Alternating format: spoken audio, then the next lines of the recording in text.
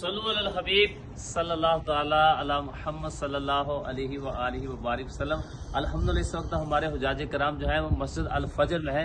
प्यारे आका मदीना वाले मुस्तफ़ा सल्लल्लाहु ताला अलैहि वसल्लम जो है एक गज़वे में जाते हुए यहाँ पर नमाज फजर अदा फरमाई और ये मस्जिद बहुत ही बरकत वाली है। इसको हटाने की बड़ी कोशिश कीजिए, इनकी मशीनरी फेल होगी, लेकिन अल्हम्दुलिल्लाह बड़ी खूबसूरती के साथ इसको सजा दिया गया है। ज़ायरीन आते हैं यहाँ पर नवाफिल अदा करते हैं और इसकी बरकतें हासिल करते हैं।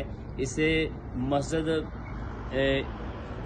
मस्जिद बनी अनीफ भी कहते हैं और मस्जिद अल फजर के नाम से ये मशहूर है। अल्लाह रब्बुल इज़्ज़त की बारगाह में दुआ है कि अल्लाह तबारक व तआला हम सबको इन मुक़द्दस मकामात पर बार बार आने की सादतें और बरकतों से मालामाल फरमाए और आपको भी इस मुबारक मस्जिद की ज़ियारत करने की तौफीक अता फरमाए। बिल्कुल आपके पीछे मस्जिद कुबा जो है वो अपनी बरकतें लुटा रही है।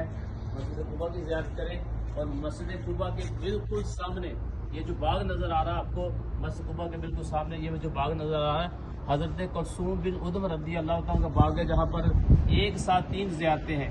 इंशाअल्लाह ताला उन ज़ियारतों को भी इंशाअल्लाह देखने की कोशिश करेंगे, जहाँ पर आका करीम सल्लल्लाहु अलैहि वसल्लम आराम फरमाया और सरकार सल्लल्लाहु अलैहि वसल्लम तशरीफ़ फरमाए और मुबारक कुएं का पानी नोश फरमाया। वो बड़ी बरकतों वाला बाग है।